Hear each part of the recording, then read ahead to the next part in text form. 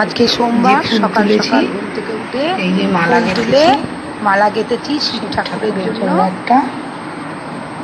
এইটা একটা শিব ঠাকুরের জন্য আর এইটা গোপালের জন্য। দিয়ে এবার গোপালকে খেতে দেবো, দিয়ে এবার শিব ঠাকুরকে চান করাবো, করিয়ে সাজাবো, চান টান করিয়ে তারপরে মালা পরাবো। ঘি মাখিয়ে নিচ্ছি, মধু ঘি মাখিয়ে নিয়ে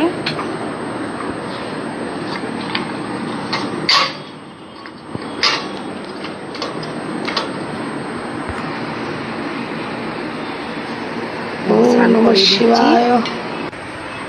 এই যে মালা পরিয়ে দিলাম